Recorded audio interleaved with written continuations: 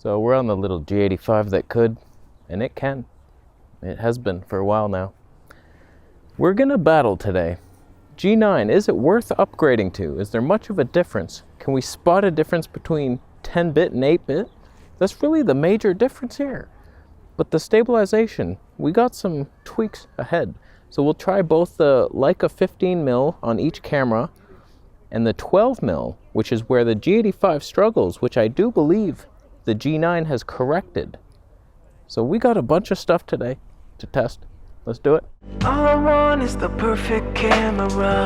All I want is the perfect camera. I can't really do a side-by-side comparison like I usually do because, one, I don't have duplicate copies of the lenses, so we can't really, it's not fair.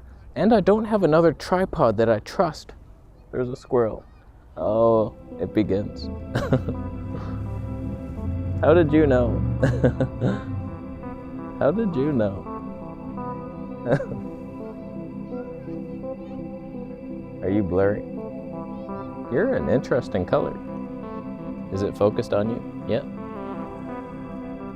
See, that's a major letdown with the G85 already. I'm manually focused on my face. Little Herbert down here.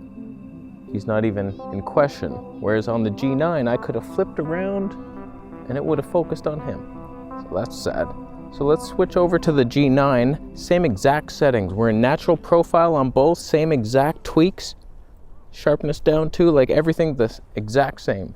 So let's switch it. Same lens. Boom. Oh my God. So the only difference right now is we're in autofocus, whereas I was locked off on the Panny boy. They're both Panny boys. So we just walk around, and do we notice a difference in the stabilization?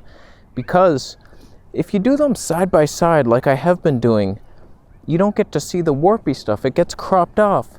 So there's no point of doing that. So it's better to switch back and forth to see. But I've noticed on the 12mm, which we will test, that the G85 doesn't handle it, whereas this did. So we increased our range of wideness. Way to go, Panasonic. I will say this, it's noticeably heavier. It's definitely heavier. That can't be good. That's not good. I'll get a workout, but oh, the little Panasonic G85, it's so light. That's his major calling card. That's all it can do though. Can't do slow motion, can't do nothing.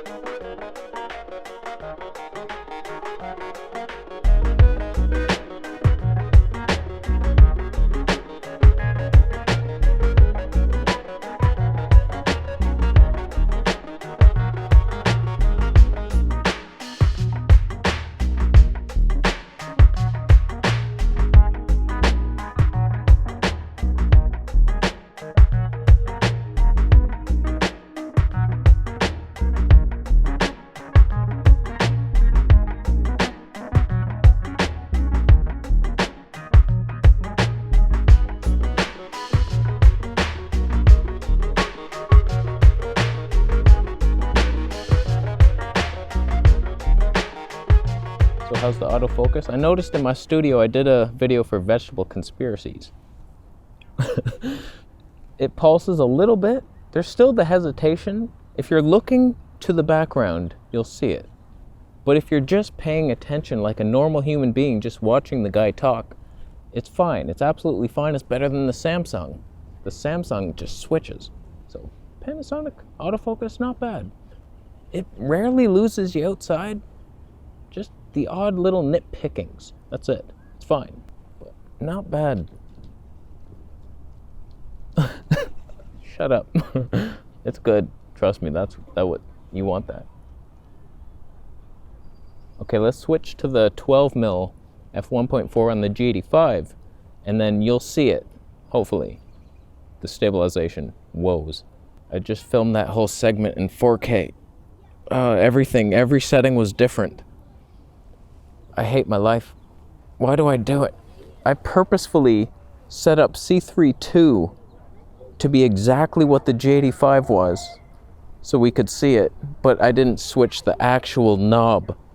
It was on C1, which is my regular settings in 4K glory. So here we are. We'll switch to the G85 just so you can see it, how that looked.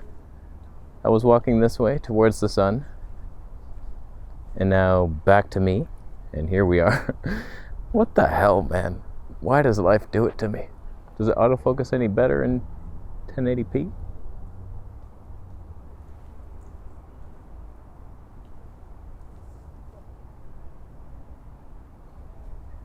So there's that. Okay, now we're switching to the G85 and 12mm. May the angels guide my choices this day.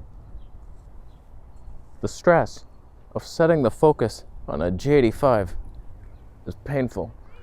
So we're on the 12mm 21.4, wide open, like a douche.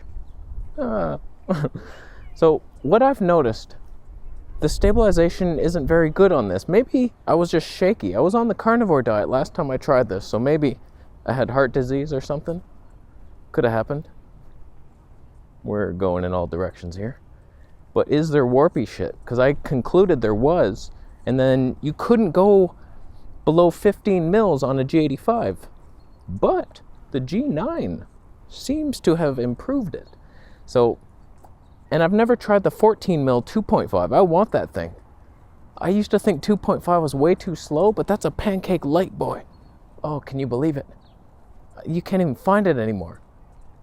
They stopped making it. So how's the stabilization behaving on the 12 mil? Is it terrible? Are we seeing stuff up there in the trees? Every step seems to really rock it. Feels pretty good though.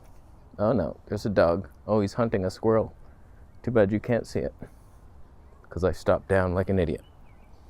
You stalking it? Good. Okay. Oh, he's getting...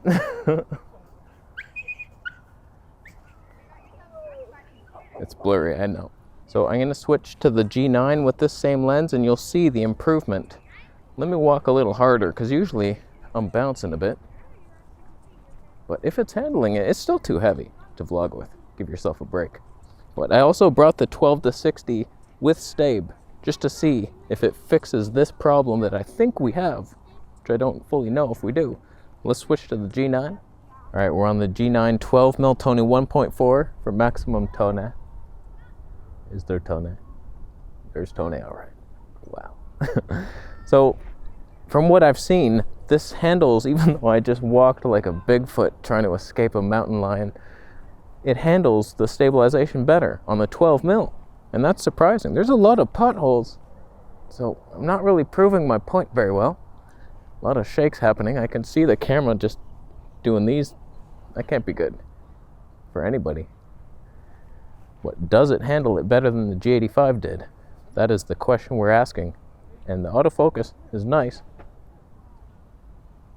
This is a bit heavy for a setup. It's not terrible. It's not like the EOS R. It's doable, but would you really want to bring this thing? I don't know. The part of the joy of the G85 is because it's so light with the 15mm. How did they do it, Leica? Why don't you come out with more, like wider 1.7s that are tiny? I'd buy them all. No, I wouldn't. I'd wait for somebody to give them to me. Anytime now. Anytime you want to do it. Anytime. I believe in you. You'll get there. Is it the backlit situation that you're struggling with? That's interesting. I've never seen it do this.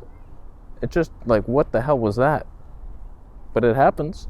That's the thing about Panasonic. It's kind of unpredictable. You can never just repeat the same results over and over. It's a nightmare. So I'm assuming that the G9 won the battle of stabilization today, and it has an ace up its sleeve in that it can stabilize wider than the G85 can, and better. But I still have to see the footage for myself. I'm backlit like a hobo in a mall. You know what I mean? So we're gonna try the G85 with the 12-60 stabilized lens with dual stabe. Can it compete with this just so we can segue into that. Is it more stable than this? Because I found this to be just as stable as the 12-60 with dual stab. It was just as good. May our forefathers bear witness to the... You see? You see the worries? Did it get me? I feel like it got me. So we're now on the 12-60 dual stab enabled. Did we fix any bouncing? And is this fantastic? G85, 12-60 Leica lens. I like this lens for in the studio. I made a video about, what was it about? What I want to eat in a day on the Vegetable Conspiracies. And I used the first half of the video, I tried the 12mm f1.4, and then I switched to this lens, zoomed in to 40, and it was like 43.9 or something. I preferred the look of the zoomed in. So I think the Leica 42.5mm, there we dream it. We got to get one of those in here for testers. So are we good now on the stabilization, dual enabled on the G85? Still slightly wide. It's a little wider than the 15, not much, a little bit. And then we got the zoom. Where are you, squirrels? There was like 15 of them stalking me though. Oh, there's what? See, 60mm, it's not really all that long. And then I tap on him. Oh, look at that. How's the stab now? Oh, it looks to be jumping. Jerky and jumpy. Oh, he sees me. Oh, he's coming to kill me. He's definitely coming. See this? I can't track. I gotta keep tapping on him like a freak. Is it working?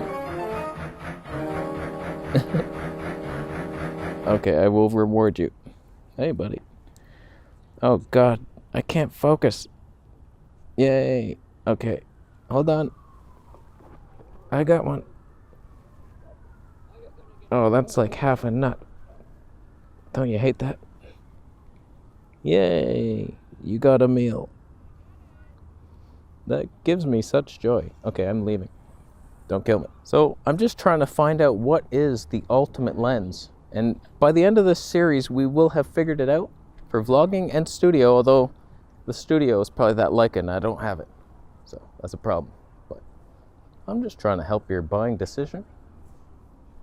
Affiliate links everywhere. So that's about all I wanted to test today. I still want to compare the G9 with 8-18 versus the Canon R with 15-35. They're somewhat similar, just depth of field is different, but so much lighter on the G9. What wins? IBIS versus lens stab? I already know the answer is Canon. Why am I trying to big it up like it's a big thing? That's a problem, but I'm gonna leave. Thanks for watching. Let me know down below your thoughts today. Who won? G85. We didn't get to test slow-mo. Or did we? No, we didn't. Oh well, because we don't have it here. I'm gonna go. Subscribe for more videos and I'll see you in the next one.